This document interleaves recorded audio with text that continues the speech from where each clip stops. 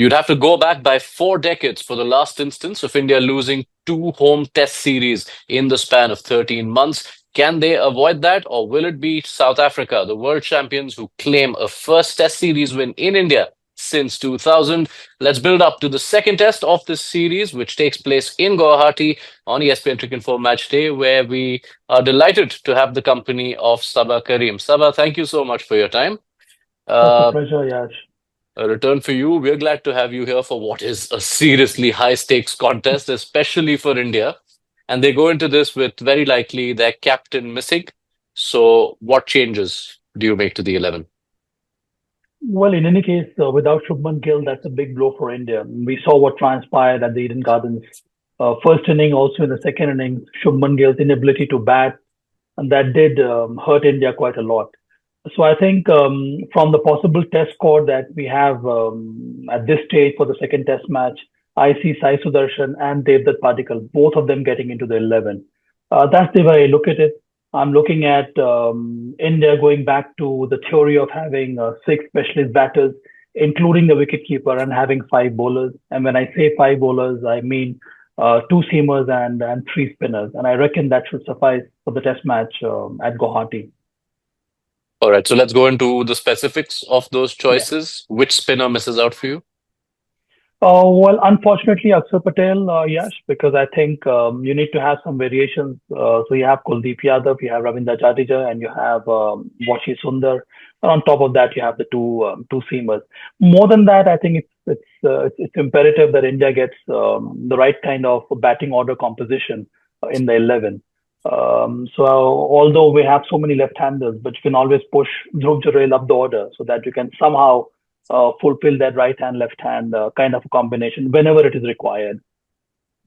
Yeah, so I want to go there a little further in detail because the possibility of seven left-handers in your lineup, is that a bit too skewed? Or do you think that the need for a right-hander to counter Harmer can at times be overstated? Well, you need to find some kind of a solution, Yash. But I reckon that when you sit down for team selection, especially in test match format, you look at the best player who can do well for you. And I see that is why the selectors have opted for not only Sai Sudarshan, but they've also added Devdutt Padikkal in the lineup. There were multiple choices. You had Sarfaraz Khan in the reckoning. You had Rajat Patidar, but somehow it is a call that has been taken by the selectors that they have gone ahead with picking such batters whom they feel are in good form and they can do well for India. Although at time when you look at Simon Harmer and the kind of bowling attack the South African lineup have, you would love to have another right-hander in the mix. But here I do see Dhruv Jurel maybe coming in at number four, so that you have that kind of combination in the end for India.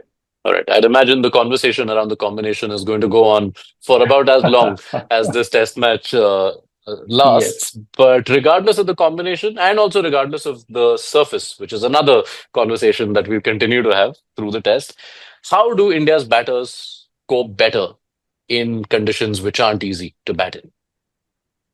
Well, challenging conditions are always quite demanding. So I think first up in my list would be solid preparation, and I think all that can happen from an individual perspective. Every batter in the lineup, including the all rounders, they have their own way of preparing for a test match.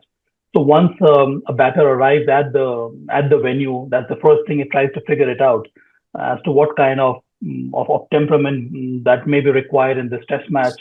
What kind, do they need to make any tweaks in their technique, in their setup? So all these things do matter. And I always go back and I feel that the better you visualize of those conditions and the opposition bowling attack, you become a better fit to score runs in these conditions. So we saw at the Eden Gardens even before that, whether it is a seaming condition or a spinning track, you need to prepare well in advance. And if you're able to do so, then I think you have a high possibility of scoring runs. I think it's equally important, Yash, that India looks to build partnerships. And I've always felt that especially when you're playing a home series in Indian conditions, first innings matter a lot. If you can widen the gap between the first inning score of the opposition, then the chances of winning a test match grows exponentially. Right. This test will also come with the relative challenge of the unknown. Guwahati hosting a test match for the first time. It means an earlier than usual start. It also means the chances of bad light playing a part towards the end of the day. So, how do you expect all of that to affect proceedings? Well, again, we'll have maybe 75, 78 overs in a day, which is rather unfortunate. However much you try and squeeze in 90 overs, I don't see that happening, especially in the northeastern part of the country. Most of these players have played in Guwahati. So many of them have come through the domestic circuit, Yash. And I think many of these youngsters have had experience of playing in that ground while playing for the respective state. So I don't see that being a big factor.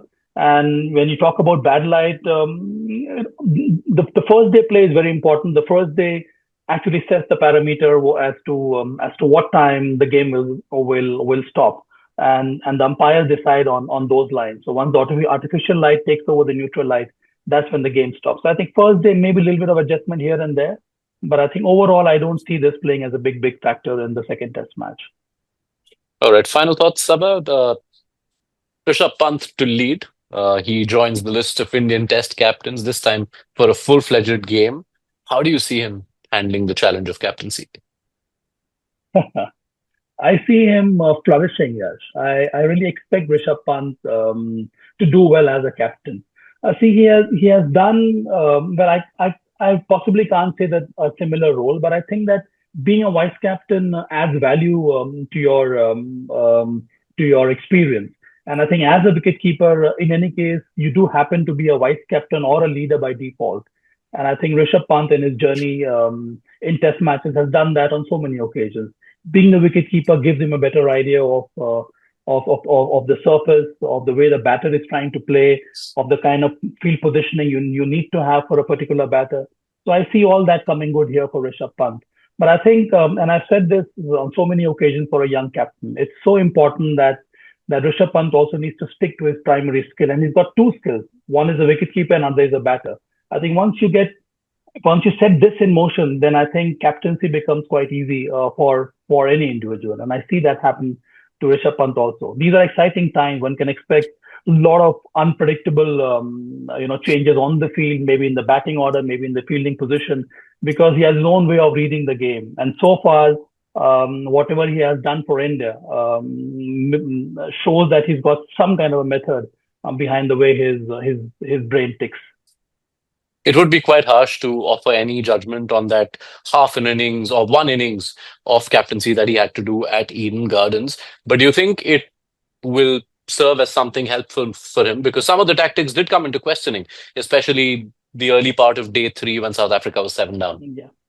Well, that is bound to happen, and I think whatever one has noticed from Rishabh Pant's exploits on the field, he is a quick learner. So I'm sure he'll go back and look at that half an hour in the morning when instead of trying out just Jasprit Bumrah and Ravindra Jadeja from the other end, he opted for the two spinners. So I'm sure, given the condition and the kind of team South Africa has, Rishabh Pant should be well aware that you possibly can't miss out on those critical moments because home test series, home conditions, they don't offer you too much of a leeway. So if you fall back, it's not easy to come back into the game and win a test match. I think that's the biggest challenge when you're playing on conditions that are slightly adverse to what you're used to. So I think Rishabh Pant needs to be on the move, needs to think in a more proactive manner, so that he's in sync with whatever is required and always ahead of the opposition. Yeah, it's been a while since India had a wicketkeeper also leading them in Test cricket. That is a man who Rishabh Pant has succeeded in many Yes. ways. So he will hope to emulate the kind of record he used to enjoy, especially in home tests. All right, final thoughts, Sabah? Two or three keys for you for India to win this test and ensure they don't lose the series.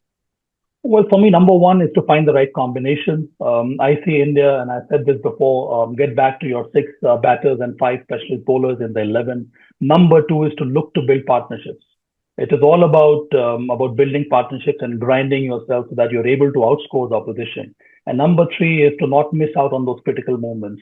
I think at times we tend to sit back and let things drift. I think in Indian conditions, you need to be extremely aware of those critical moments, and you should be good enough, or you should be ready enough to win those moments. All right, we will leave it there and we will look forward to your company. I can tell you that the toss show for the first test was a rather eventful one as we tried to decode that Indian 11. So let's see what's in Yeah. store. Be sure to catch Sabah Kareem. He'll be live with us through the Guwahati test on ESPN Cricinfo Match Day.